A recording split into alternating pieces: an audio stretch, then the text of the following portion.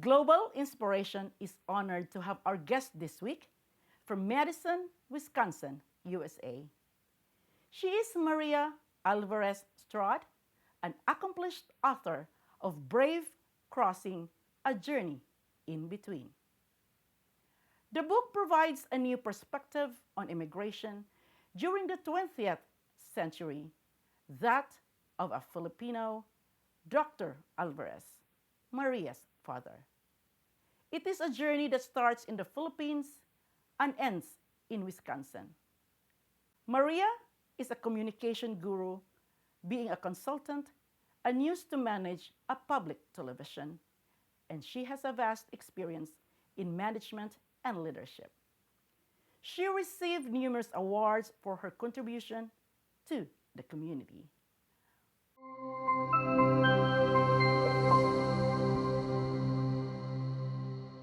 This is Janet Jordy at Global Inspiration, where you need to be seen, need to be heard, and be an inspiration to the world.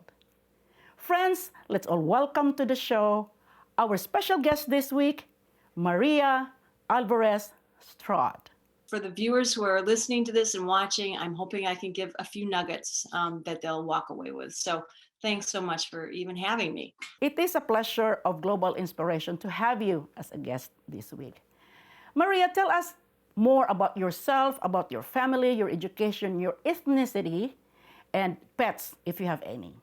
Well, I was born and raised in a very small town in Galesville. It's called Galesville in Wisconsin. And so I always thought I was going to leave Wisconsin, but I haven't done that. But it was a great way to grow up. My father was from the Philippines, and he actually married someone who looked quite different, Norwegian and English, gray, green eyes, fair skinned, lighter hair colored. So they were quite a thing in that day, because this was in the early 1900s. My childhood was really wonderful in that I have 8 siblings. I'm actually the bottom of them.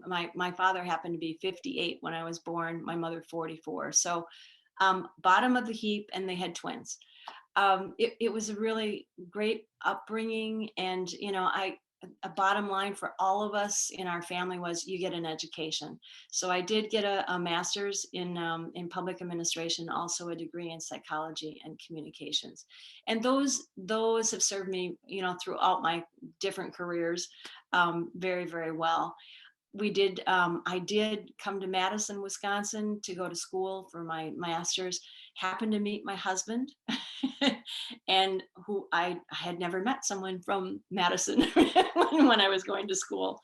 So we stayed here. We had 2 kids who are now adult children living out west because we took them skiing. We kept them very busy when they were young, and they fell in love with skiing. And so we visit them often. We always had a pet. At one time it was a dog, a cat, and a horse. I grew up horseback riding, and so I had to have the horse as well. So all wonderful things. And I learned a lot from having a parent that was from another country, and a young woman who grew up on a farm. I think they were drawn to each other, and it was a great way to grow up. Yeah. Excellent, Maria. That's why I ask you if you have some Filipino blood, because looking at you, your facial features don't have any trace of Filipinos. You're so, I would say, so white that I could not tell that there's a Filipino blood in you. I am impressed, inspired, and so proud of your so many accomplishments in different fields. You are an author. You have an experience in communications where you're a consultant, when you are in management, and also in leadership. Now we will talk about you being an author. Can you tell the viewers what is the title of the book and what prompted you to write a book in that genre?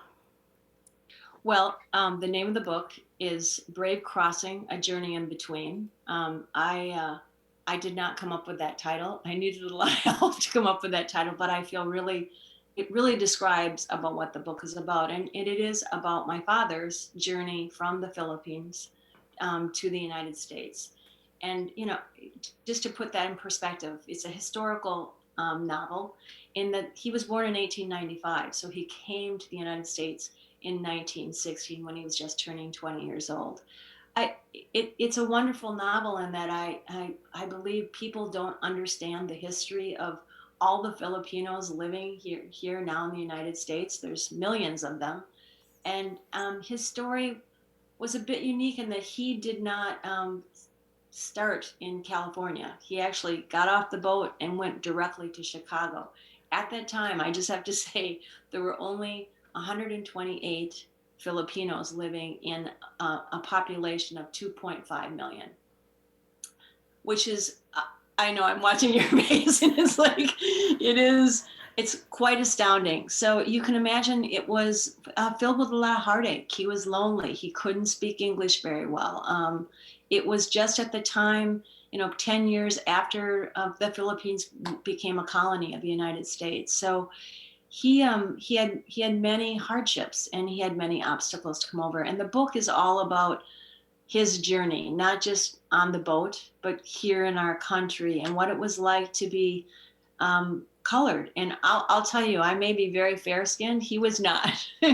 And he looked, I would say, more Spanish than he did Filipino. But he was a mestizo, and he he was growing up in a time where it was no longer okay to look very Spanish because now the America was in charge.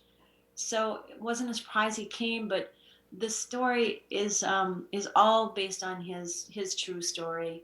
No surprise. There's bits about the war, World War I, about the race riots in Chicago, but in the end, it's a very positive story. He actually became a physician and practiced until he died in the small town on the western part of the state. So it's a moving story. I think for people coming to our country and facing all the challenges they can face, it's worth a read. Yeah, and I've read when I know that I will interview you that your father was a physician. Do you remember? Do you know where did he practice medicine? Oh yes, he practiced it in our small town. He did also house calls. I would just did a book event in my hometown, Yeah. and I did one in another town that he did house calls to. House calls. Just again, I love telling this because his charge for an office visit was $5. His charge for I know, let's think about that, is for his, where he would drive 20 miles for a house call, Yeah. $10. Yeah. So yes, I mean, I have great memories of that. And I have to say, I wrote in the style I wrote. It's epistolary, it's called. It's where it's all journals and letters and communications between people. And I wanted it to really have a person feel like they're walking the walk with him, that they can really imagine what it was like in that period of time for someone who looked so different, sounded so different, and I wasn't aware of the customs or the habits of Americans. So I've gotten really good feedback about that.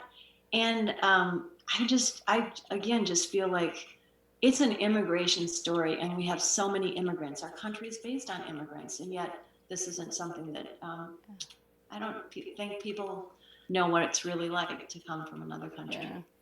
Excellent book, Maria. So I am curious if our viewers want to get a copy, can you share with us a website or a social media account that they can order this book?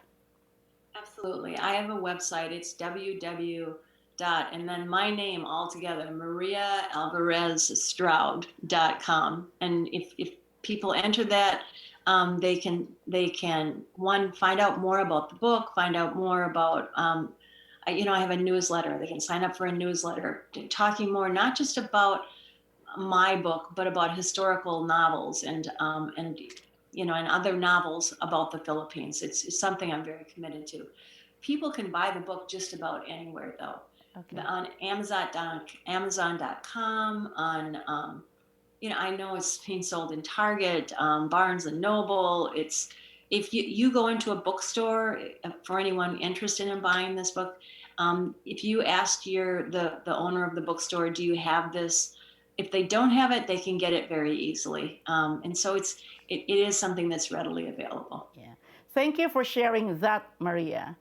You have a successful journey in different fields, in communications as a consultant, as a director at University of Wisconsin Extension Center for Community Technology Solutions and Broadband Education Center.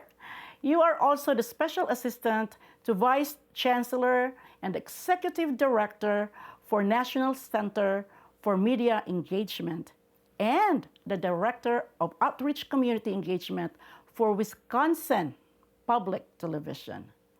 Please name 3 to 5 projects where you are proud of yourself. Yeah, you name all those things and I go, just so everybody knows, I didn't do them all at once. And I am in my 60s, so there's a reason that's spread out quite over time. I think the first one that comes to mind is a project called Safe Night USA. And I did this when I was with PBS Wisconsin or Wisconsin Public Television. It was an amazing endeavor. It was back in the 90s. And it was when youth violence was really an issue, and particularly youth killing other youth. Now, of course, we have that in a much larger way.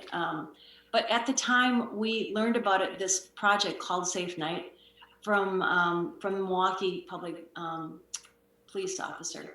And, his premise was, and he was marvelous to work with, his premise was, all these kids, they want to have parties, but how about having a party without drinking, without guns, without violence, and in the middle of it, having some kind of educational component about why gun violence doesn't make sense.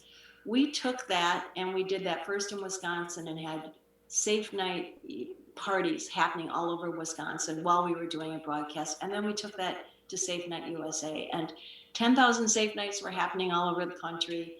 We partnered with Black Entertainment Television, and so we were it was a live show in Washington, D.C., in L.A., and then also in Milwaukee, Wisconsin. And it was marvelous. 2 million kids participated. And they're still happening today. I guess that's the thing that I'm really proud of. So that's one. Another one is when I was with the Broadband Center, and what we ended up doing, and we really focused on rural Wisconsin. Rural Wisconsin, if you drive 20 miles out of Madison, Wisconsin, where I live, there's broadband issues. They can't, and we all look at what we're doing. They can't do Zooms. They can't get internet service. So we created what we call broadband boot camps. And we pulled together people and really encourage partnerships to happen on a local level to really address the needs of whether it was a county or a little town or a large city. And it was very, very successful. Then they would get together, apply for grants, and be able to get the broadband they needed. And the last one, I guess, is when a long time ago, when I was the executive director of Elder Care, which is now Care Wisconsin. And in that, we were providing day health care services for frail elderly. And it became very obvious that we needed to do more. So the one thing I'm really proud of is starting a separate center just for people with dementia. Those are very common now. This was a day health program. It was very small. The staffing was, more. It was 4 to 1. For people to having one staff person. So it was very, very successful. And then the other thing with that was starting a respite care program. So it's for the weekends so that the families could have a break again during the weekends, not just when they were all at work. So those are the 3 that come to mind. Yeah. Excellent projects, Maria, and I'm so proud of these accomplishments and your contribution to community service. You mentioned about elder care, and that is my next question. You've been an executive director for 10 years at the Elder Care of Dane County. What does this group do, and what are the 2 projects that you think you have done that maximize your leadership skills? Probably mentioned them already. But I'll tell you about elder care because it still does exist today, and it's a wonderful program. It's all aimed at keeping people in their homes and being independent as long as possible. And I think, since I mentioned the dementia care and the respite care program, I think what I'm also really proud of is these centers, and it wasn't a specific project, but these centers actually became a home away from home for these people. You can imagine, and I know that this happens still today. People are isolated in their homes. They want to stay in their homes, but they have no social life. They aren't driving anymore. They have physical issues. And thank God for telehealth, but they're still alone. And I think what I am really proud of, and there's now a resurgence of day health care, or you'll see advertisements for adult daycare programs. They're wonderful programs because they deal with that isolation and the need for socialization. So I think that's, bottom line is I'm really proud to have been associated with that whole organization the way I was. Exactly, exactly. And to share with the viewers, my mom is also suffering from dementia. And yeah, but being a Filipino, we want our parents to be in the house, not in a different agency. So that's why she's here with me and I'm taking care of her. So, Maria, you are a leader in different organizations and different businesses. What do you believe a leader's attitude should have to be an effective and efficient one? A leader needs to be positive, obviously, needs to be positive and not negative. But I also think that the leader needs to be open and really be open to their own personal strengths and their own personal weaknesses. We all have them, and I think as a leader, if we don't acknowledge, we sometimes think as a leader, I have to know it all, I have to be it all, I have to. And I don't think that's true. I think admitting the weaknesses, bringing people together and on your teams or on your staff that are good at things that you might not be is a very, very smart thing. And really, as a leader, then getting to know them enough so that you really know what their weaknesses are and what their strengths. Always playing to their strengths, but asking them what weaknesses would they like to work on. I mean, I'm a personal believer that we all try to get better and better as long as we live. So I would say those are the things that I really think of. Thank you very much for sharing that information with us, Maria. I know you are a leader in public television. What are the things or characteristics that one should practice to be successful in public television? The first thing that comes to mind, and this is a matter of debate in public broadcasting about being objective. I personally believe you strive to be objective and as impartial as possible. And that's really, really important, especially if you're in a leadership position in public broadcasting. But beyond that, I think, and boy, I was just passionate about being in public broadcasting. I loved doing interviews and I loved meeting people. It was terrific. So hopefully they have that passion, but also hopefully they're really good listeners. And I mean, where they enjoy really listening to what someone has to say, and to hear someone's story and to really be curious. And I think that's a word that I thought of when someone thinks about going into any kind of broadcast endeavor. Are you curious? How curious are you? Because I think some of the most creative people I've ever worked with were in public broadcasting. So those are the key things that come to mind for me. Yeah, thank you for that. You received different and numerous awards, and I'm proud of you for receiving those awards. What are the two awards you can mention that describe of who you are as a person and as a community leader? So I've gotten a lot of awards, and when I was younger, I didn't appreciate them enough. Now, now I'm older and I'm sort of retired, although I'm now going to write another book. So I don't know how retired that is, but um, I I think I got an award long, long time ago from another nonprofit that would give awards to other nonprofit leaders, and it's called the Extra Mile Award, and it really describes me to a T because I, as friends say to me, you never do something little. You just it's always got to be big, and that's true. That extra mile. I always do try to go the extra mile. I don't. It's not, I'm not a perfectionist, but I really want to make sure I've given it my all. So that's one award that I'm really proud of. And the other one was just given to me about 6 months ago. I'm a member of Downtown Rotary in Madison. It's a great club. It's about 400 some members, and the motto for Rotarians, I'm not sure if you know, is service above self. So I was a member a long time ago and then rejoined after my kids grew up. And um, I helped revamp or re-energize the Community Projects Committee. And that was hard. I mean, the first meeting I called of members, no one showed up. That was really disappointing. So there was a lot of work to do to just remind people that it's good that we fund important things, but we also really need to walk the walk. And we need to show the community we're really there for them other than through our pocketbooks. And so I've been now a Rotarian for the last 5 years again, and I just love it. I love that motto of service above self. And they gave me the Community Service Award, which means a lot. I do have a plaque with that, and I'm really proud of it. So I think that's the one I'm probably most proud of. Yeah. Those are well-deserved award, Maria, and I congratulate you for receiving those Community Services Award. Thanks. I consider you to be a loving mother, a caring wife, a successful author, and an efficient and effective leader.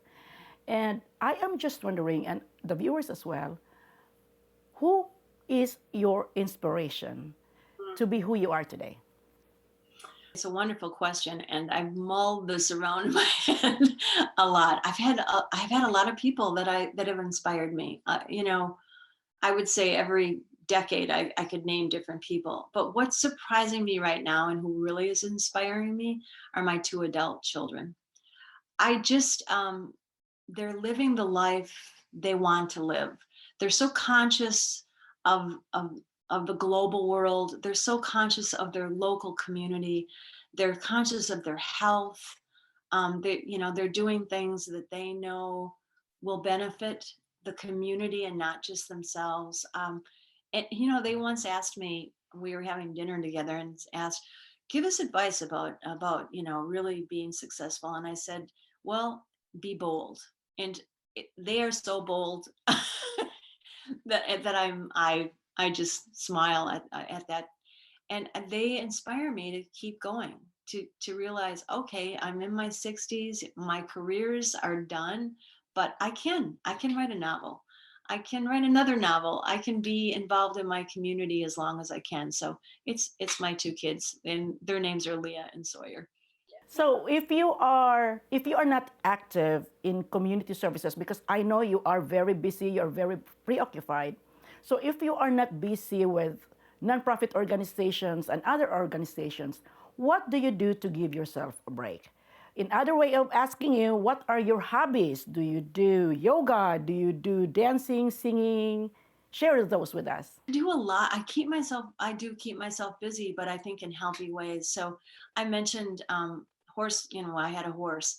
Horseback riding, when you're on a 1,500 or 2,000 pound animal, really requires your full attention. And I love that as an escape because I'm completely present. I'm completely there, just it's me and that animal. So that's one thing. And I also, we are outdoors a lot. My husband and I, we just went and played pickleball this morning. Pickleball is really fun, by the way. But we also canoe, we hike together, we kayak together. And I think two things that help really center me, actually there's three. I walk every day, and it's a great time for thinking. In fact, I would say most of my problem solving and creativity was taking place about my book. on walks. Um, but I also garden, and gardening is just a great escape, and you get to see progress, so many things we don't get to see progress in. And you spend an hour in your garden and you definitely know you did.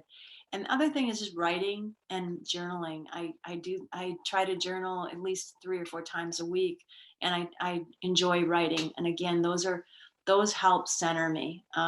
So a lot of people say, wow, you keep so busy, but I'm really conscious about taking care of myself as much as I can. Yeah, thank you for sharing that, Maria. I love gardening, and I love when you say you love horseback riding. So I am curious, when did you start? What was your age doing that? I started very young. I probably 5 or 6. My mother had an old circus horse, blind in one eye. She rode him, and I was too young. I was really, really little when she had him. It's so crazy though. And one of the horses I ended up having went blind in one eye. It was like, wow, that's really strange. But so I started really young, and it's the sort of thing that gets in your blood. A lot of people are afraid of the horses. They're really big, and it needs to be taken serious, because they are big, and if they're afraid, they run. It's fear and flight. But their hearts are so big, and you can create such a wonderful relationship with a horse. Thank you for sharing your time, Maria. And Global Inspiration is so honored and so privileged to have you as a guest this week. Can you share with our viewers any inspirational thoughts or messages about your experience in life? I would really hope that this isn't a lesson that others would have to learn the hard way. Mine is, as a leader, you can start feeling really good about yourself, because you're doing great things, and it takes a lot of energy to be a leader. But I think you always have to stay humble. And I in one of my positions, I didn't do that, and I regret it so much today, because I, it takes a lot to say I want to be a leader, but you'd have to tone that down. And you do that in your own heart. And I think that's just so important. The other thing that comes to my mind when you ask you just a parting message is, and it takes it back to my father's story. um, we're a country made of immigrants. We're a country, the world is so diverse. And, luckily I was able to go to the Philippines and now travel a great deal, and know that. But with all the divisiveness right now and the divisions, I once found this quote, and it just has stuck with me, and it's a simple one. It's diversity lined in a common spirit. We all need each other, and I really do believe we all need each other. My father needed many people to help him to achieve what he did in becoming a doctor. And I might have gotten kudos and awards for doing a lot of things, but there were an army behind me. There were people that I trusted, and they were wonderful people that didn't get that credit. So gosh, I just say stay humble. It's really important. And I agree with you, Maria, when you say that humility is a virtue. Because if you want to help a group of people, because I am aggressive person, when Pamana, which is a group of Filipinos, don't have any president and no one wants to volunteer one, I told them I want to be the president, what needs to be done. Because even though you want to be humble, but you have to step up if you think of a lot of people for the good of the people. And I learned so much during the interview, Maria, and it is good to know that you have Filipino blood in you. We should have coffee. We should have a coffee sometime. Thank you very much. Yes, thank you very much. And it is a pleasure of Global Inspiration to have you as a guest this afternoon. This is Jeanette Jordy at Global Inspiration, where you need to be seen, need to be heard, and be an inspiration to the world.